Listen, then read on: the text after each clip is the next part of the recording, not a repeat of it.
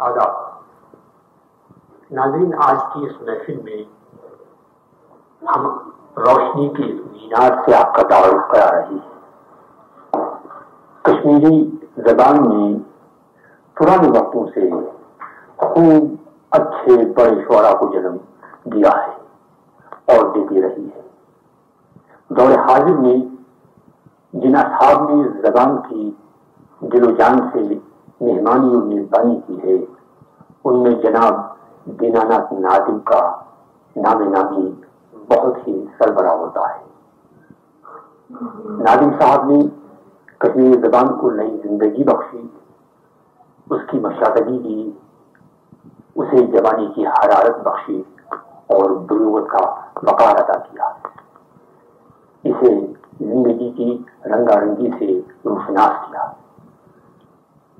جناب نادم صاحب کی یہ فضیلت ہے کہ انہوں نے ہمیں آج اس اپنے ادبی خزانے سے کچھ لال و گوہر کرنے کا موقع دیا ہے۔ یہ کوشش میں بھی کر رہا ہوں اور میرا ساتھ دے رہے ہیں جناب شفیع شوق، جو کشمیری زبان کے ایک نوخیز نقاد اور شاعر ہیں۔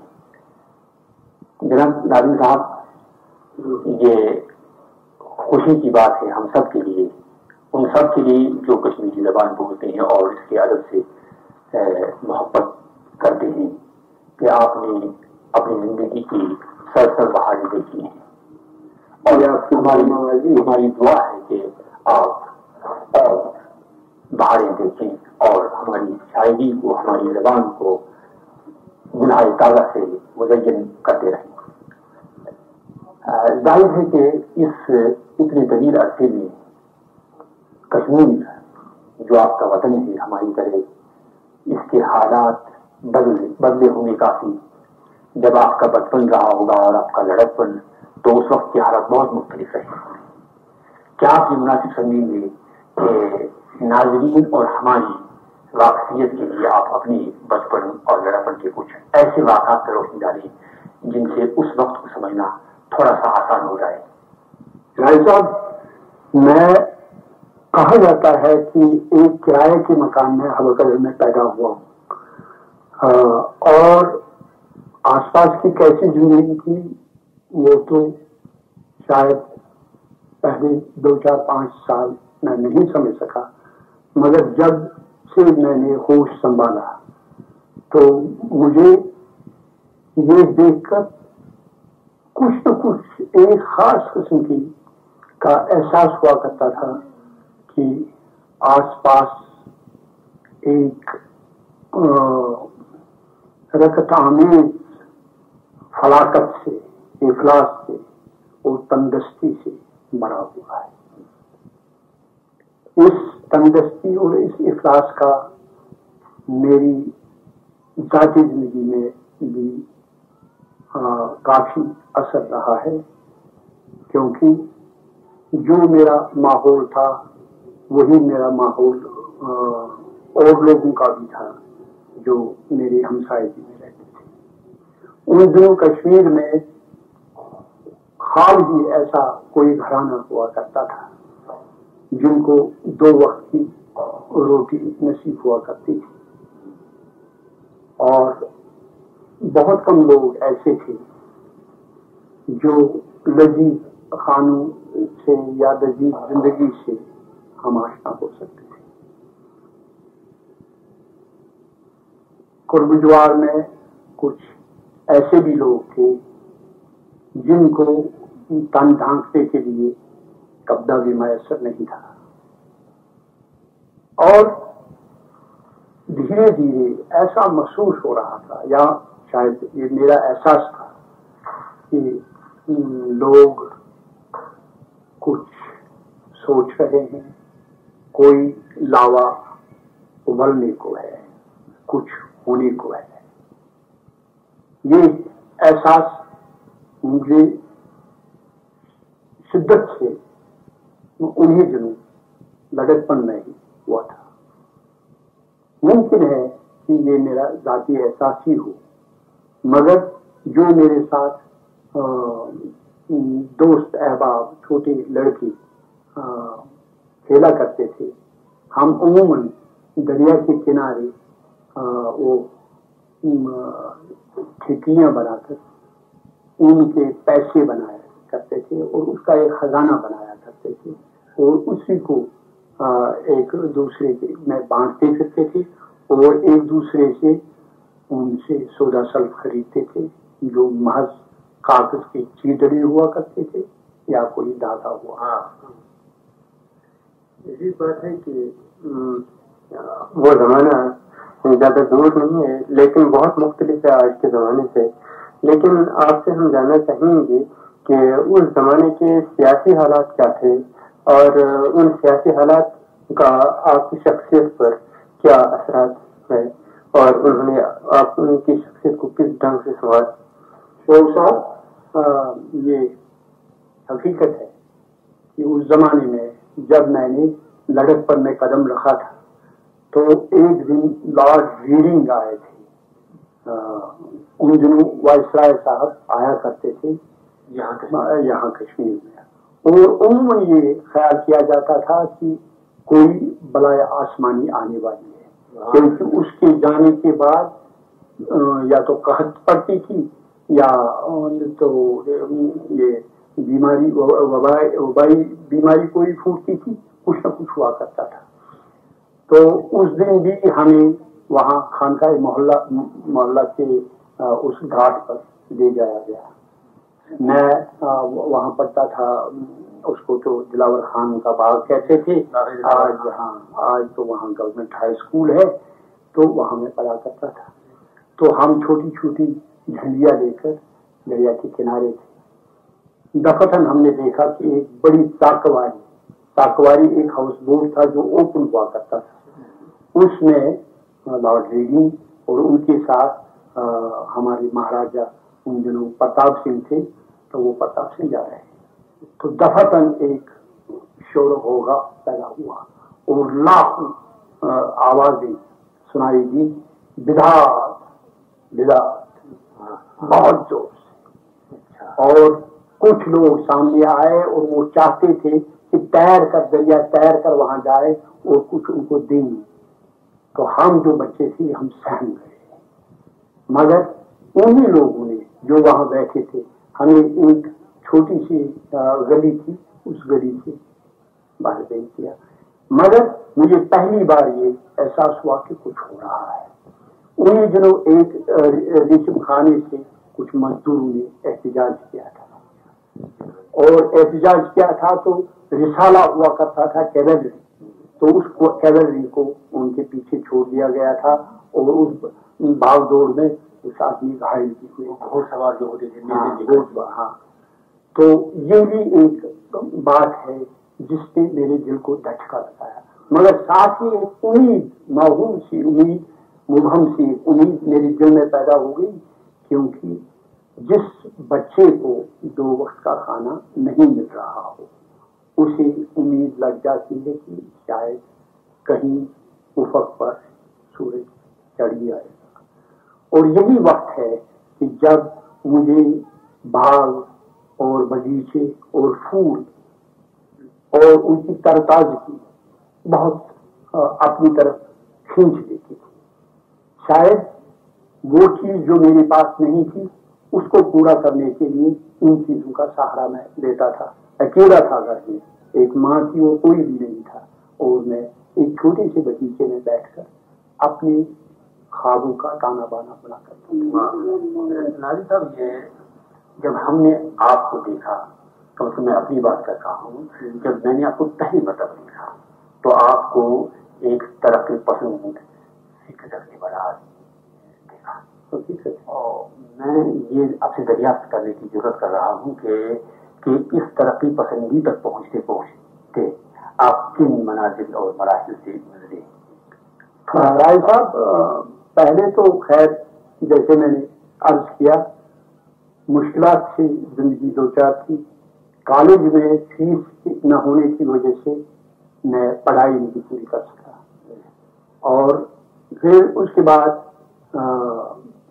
لازمی طور پر کچھ سیاسی تحریک ہندوستان بھر میں چلی تھی, آزادی, مگر اس کے ساتھ ایک دہشت پسندی کی بھی تحریک، میں اس کی طرف زیادہ مائل ہو گیا.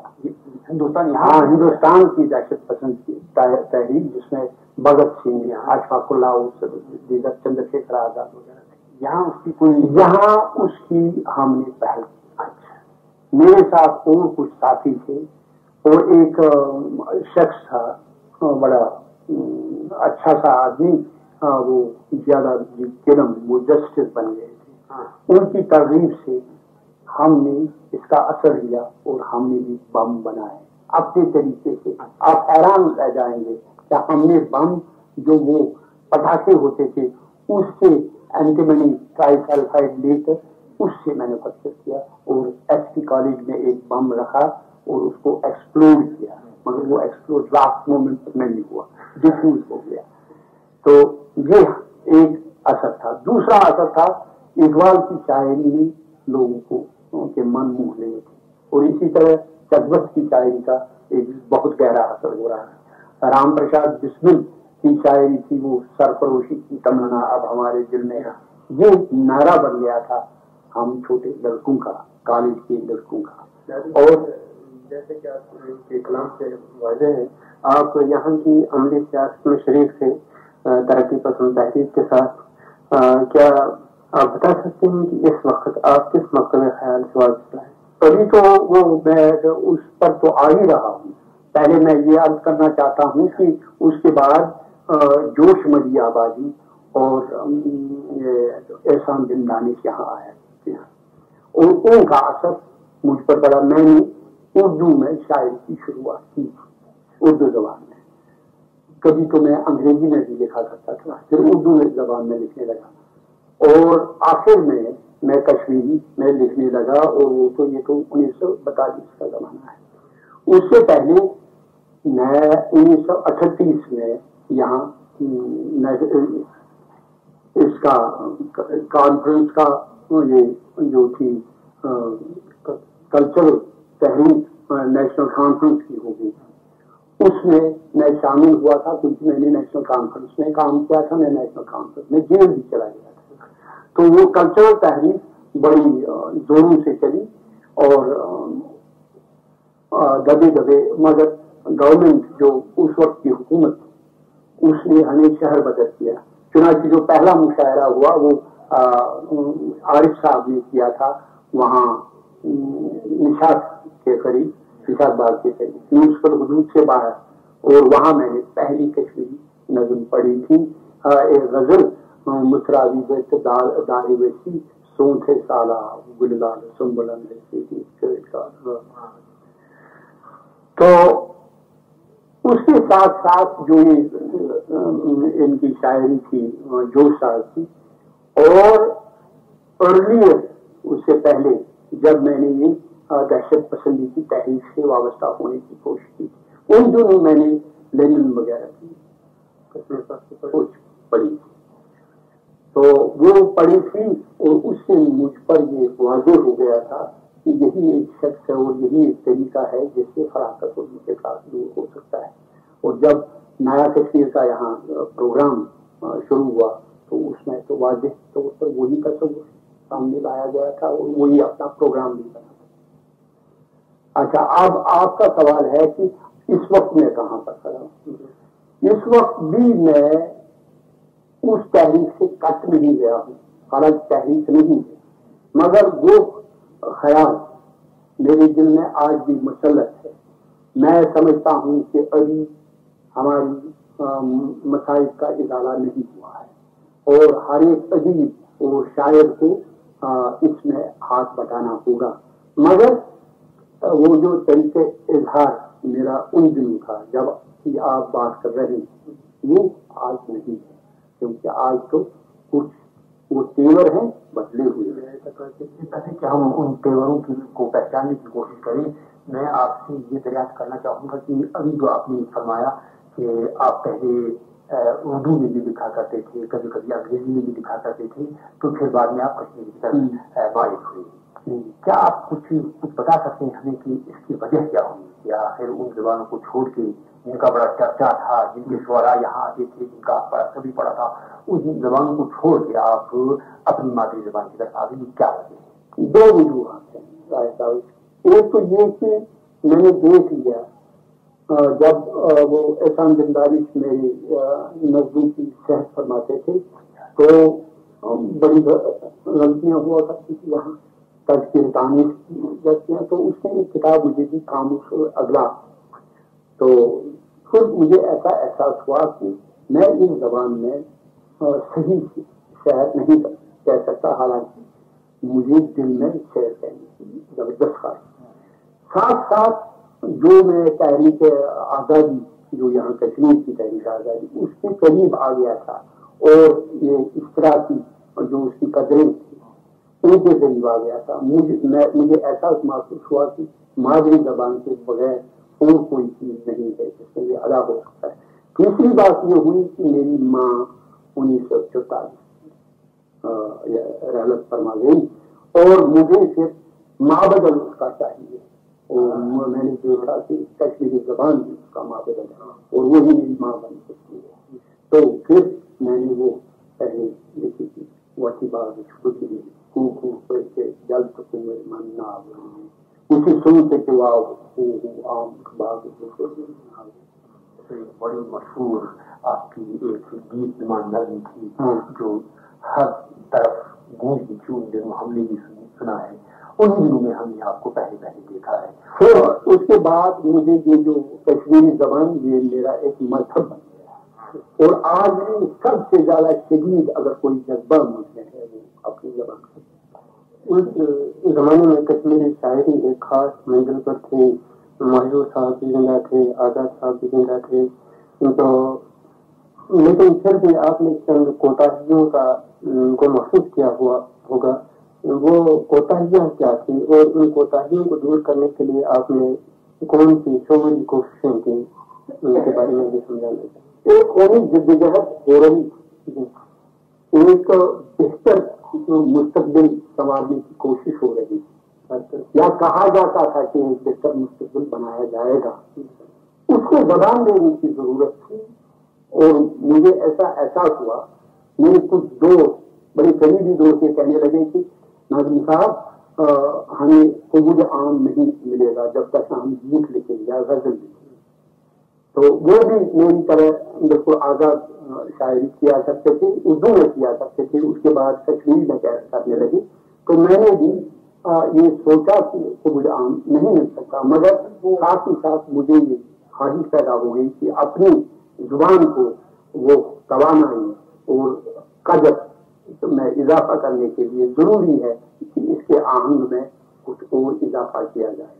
جیسے آزاد بحر, جیسے یہ مثال کے طور پر میں نے وہ بلینک ورکس میں نانی جگر کی داج وقت بیدار کا آوشو متنون تھوڑ نور سے, اس میں ہے کہ کس طرح یہاں لوگوں پر ظلم ڈالے گئے جب تحریر شروع کیا, اور کس طرح ان کی پٹائی ہوئی, کس طرح فلاگنگ ہوئی, اور کتنے ظلم ہوئے. اس کو زبان دینے کے لیے میرے پاس غزل مختصر نہیں ہو سکتے, اس لیے میں نے کوشش کی کہ اور اصناف میں بھی یہ کام کیا جائے. آپ نے مثلاً اصناف کا ذکر نہیں کیا, آپ نے پہلی بار ہماری کشمیری زبان میں سونٹ کو متعارف کیا, اور پھر اوپیرا لکھے آپ نے جو بڑے عام نہیں میں کہوں گا بڑے مقبول ہوئے, اور ان کو بڑی قدر کی نگاہ سے دیکھا گیا. بالکل آپ درست فرماتے ہیں. میں نے پہلے تو یہی نہیں, جب میں آزاد بحر شروع کی تو میں آپ کو سناؤں گا, وہ کیونکہ اس میں وہ بات جلال کی بات آتی ہے. بجاؤ بلند تو بل بلند تم بلند مت بلند ہوں کمار خود تمار مدر مدر تو نظم کا بجاؤ ناز سوز کا تجاز غبار گرد جنگ کی کھٹن سے رنگ مت بلند تو دل گشن میں جنگ کی کٹن سے چور بل بلند تم بلند اپنے اپنے کھنگ کان چہان کرن تو مجھ ملند یہ سچن سے دال سن کہتے او تباہ تو کال اوبر سنگ رن میں چھنال. اس میں جلال کی بات تھی کیونکہ ہم نے ایک عام تحریر यहाँ चलाई। तो उस अमन तहरीक में क्योंकि आलमगीर अमन तहरीक तो वो चलाई थी, उसमें इन जज्बों को जबान देने की जरूरत थी। उसके अलावा मैंने देखा कि यहाँ अगर रुबाई कामयाब नहीं हो सकती, वाह कामयाब हुआ है, नई एक चीज सोनेट है, जरा देखूं कि आजमाऊ, तो एक बड़ी छोटी सी सोनेट से इब्तिदा किया। पेशीना लोनाने या तिंदो जिला रसूल या उन सूरी सूरे पूछाने चाहते किसे दूरी दूरी कराने साल पगीस बरांसो ना तो सूर हार को खेत पंच भारत ना लाल मूरे मगर मुझे सोंग लो नुकसानी दूरी छूदवान राज लड़का कराम। तो खैर इसमें बहुर और मीजान और ये वजन वगैरह वही कोशिश की गई थी जिस तरह अंग्रेजी में हुआ करता है।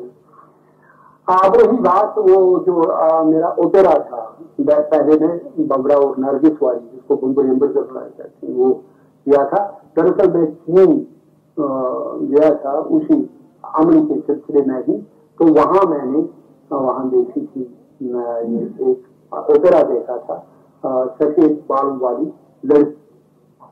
तो उसने मुझे इतना मुतासर किया था कि मैंने दफतन उसी को देश बनाकर यहाँ की लोक कहानी को यानी ओपेरा में रेंडर किया, तो वो बहुत मकबूल हुआ हकीकत है। उसके अलावा भी मैंने कुछ असनाफ में कोशिश की और करता रहा हूँ, आज भी करता हूँ। आपको मालूम होगा राय साहब कि मैं वो हेरसाथ वगैरह लिखता हूँ, वो तो मैं तो जसारत नहीं कर सकता कि मैं वाक लिखूँ, और वाक का मुकाबला तो मेरा और लज्जत का मुकाबला ही नहीं कि निस्बत खास रहा आलमी पाक वाली बात है। तो मैं तो खैर जिंदगी की छोटी मोटी मोटे हकायक हैं, और वो हकायक इतनी तल्ख कि उनको जबान जी नहीं रही है, और वो हकायक है एक कंकर कहीं पर है, एक सड़क कहीं पर है, वक्त और सड़क से गई कोचस उस अंदर के बीच में एक छोटी सी बात है। नाज़िर साहब, आपको मुझे भी एहसास हो रहा है खुद कि यही हालत मेरी भी है कि हम एक ऐसी जबान में सब गुफ्तगू कर रहे हैं कि जो हमारी अपनी मातृभाषा दिक्कतें हैं। आपको भी ये लग रहा होगा। मैं तो उर्दू बोल रहे हैं, मैंने खुद ही किया उर्दू शायरी नहीं करता। जब आप अपनी अशार की कुछ नमूने पेश करते हैं तो ऐसा लगता है कि कोई दावा खोल रहा है। मैं समझता हूँ कि हकीकत में ये हमारी खुशकिस्मती थी कि जब जैसा कि आपने फरमाया कि एक दफा लड़ पड़ने आपने वो बम बनाए तो फटा नहीं, लेकिन वो बम की वो सारी हालात उमर जो है मेरे ख्याल में हमारी जबान को बिल्कुल शायरी की जरूरत है आपकी। तो ये खुशकी हमारी शायरी की थी। आपने अपनी जिंदगी में और बहुत से काम किए हैं, मसलन आपने इजारत की है सबसे पहला था और काफी देर चला, और तकी पसंद तहरीक की तर्जुमानी भी करता रहा और कश्मीरी अदब की भी तर्जुमानी करता रहा, तो वो था। उसके अलावा मैं यहाँ चूंकि आज भी मैं अभी भी मुदरिस हूँ, तो यहाँ उस्तादों की अंजुमन बनाई थी, बहुत बड़ी अंजुमन थी, और उसमें उसके साथ मेरा बराह रास्त ताल्लुक था। तो उन्होंने एक उस्ताद उनका तर्जुमान था जो काफी देर छपता रहा, तो उसकी भी इजारत की है। और उसके अलावा मैंने उस के जरिए यानी उसी टीचर्स एसोसिएशन के जरिए मैंने कई उनमें ये जो सेमिनार टीचर्स की उनकी यानी सदारत की है, और टीचर्स की वसाकत से ही मैं असेंबली लेजिस्लेटिव काउंसिल में इलेक्शन लड़के आ गया था, मैंने जीत लिया था। हालांकि मेरे खिलाफ बड़ी कुव्वतें थी, मगर उस्तादों ने मुझे एक होकर मेरा साथ दिया था, क्योंकि हमारा अकीदा उस वक्त था यही कि हम जद्दोजहद से अपने हुकूक हासिल करेंगे। तो उनके साथ चूंकि मैं इश्तराकी तो हो ही चुका था और बाज़ाब्ता एक इश्तराकी तंजीम का मेंबर भी बना था, تو چونکہ اس کی دو ونگس تھی، ایک کلچرل ونگ اور ایک استادوں کی ونگ اور کئی ایک ونگس تھی اور امن کی ونگ تھی، تو ان سب میں زیادہ فعال تھا. جی ہاں، یہ تو ہم نے بھی دیکھا ہے جب ہم آپ کے قریب رہے ہیں، اور ان لوگوں نے بھی دیکھا ہے جو آپ کے بالکل ساتھی رہے ہیں. ترقی پسند تحریک کا ذکر کرتے ہوئے آپ نے یہ کہا تھا کہ آپ کے دل میں وہ جذبہ اب بھی باقی ہے، لیکن آپ یہ بھی جانتے ہوں گے کہ بیچ میں ایک نئی تحریک ابھری جو اب بھی ہے اور بڑی طاقتور ہے ادبی لحاظ سے، جسے عام طور پہ جدیدیت کے نام سے جانا جاتا ہے. اس کے بارے میں آپ کا کیا رویہ رہا ہے، آپ کا ایٹیٹیوڈ کیا اس کے بارے میں؟ میں ہمیشہ ایک سائنسی نقطۂ نگاہ کا جی ہاں یعنی قائم، تو میں سمجھتا ہوں کہ ہر ایک ادبی تحریک کی ارتقا ہوا کرتی ہے، اور کوئی چیز ایک جگہ نہیں ہے، وہ آگے چلتی ہے.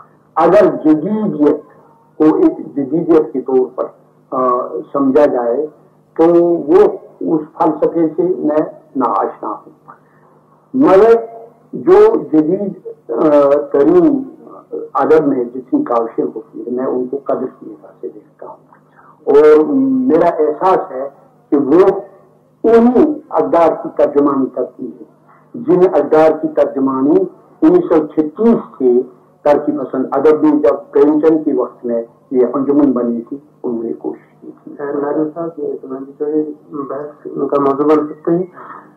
اس وقت میں ایک چھوٹا سا سوال آپ سے پوچھنا چاہوں گا کہ وقت کم ہے، آپ نے زندگی میں بہت شہرت بھی حاصل کی اور عزت بھی حاصل کی، آپ نے کچھ دوسرے ملکوں کا دورہ بھی کیا اور کچھ اہم ایوارڈ بھی حاصل کیے. آپ ناظرین کی واقعیت کے لیے ایوارڈ ایک ہے وہ سوویتلینڈ نہرو ایوارڈ لیا تھا، باقی جو یہاں لوکلی مقامی طور پر مجھے ملے تو خیر ہیں ہی. تو سوویتلینڈ نہرو ایوارڈ کے سلسلے میں روس بھی گیا تھا اور وہاں اس کی قیادت کی تھی، ڈیلیگیشن کی جو وہاں چلا گیا تھا. تو وہ مجھے امن اور جمہوریت اور ان اقدار کے حصول کے لیے اور میری لٹریری ایکٹیویٹی جو رہی ادبی خدمات کے لیے انہوں نے مجھے کیا تھا. تو میں روس بھی گیا ہوں، چین بھی گیا ہوں، ان دونوں جگہ کا میں نے دورہ کیا ہے، اور دورے کے دوران مجھے وہاں کے لوگ، یہاں کے لوگ اور ہر جگہ کے لوگ بڑے پیارے لگے. میں نے ایک کمپوش میں ایک نظم ہے میری نشم زندگی ٹوٹ بے زندگی ہی کسی ساز ساما، جہاں مجھے راہی کے اشعار پیارے ہیں وہاں راوی کے اس پار کے لوگ بھی پیارے ہیں اور راوی کے اس پار کے لوگ بھی پیارے ہیں. اور جہاں بھی میں گیا میں ان سے ملا جن کو یہاں نہیں مل سکتا، میں جن کو اپنے ملک میں نہیں مل سکتا ان کو میں چین میں ملا، ان سے میں روس میں ملا اور ان سے زخم روسن چانی حسن کا آفتاب گت پھل اتکنی پھلان تھیبت گلاب. دینانت نادم سے تھوڑا بہت تعارف ہم نے کرایا اور کوشش یہ کی کہ اس خزینے سے جو لال و گوہر ہم کو ملے وہ ناظرین آپ کے دامن میں ڈال دیں.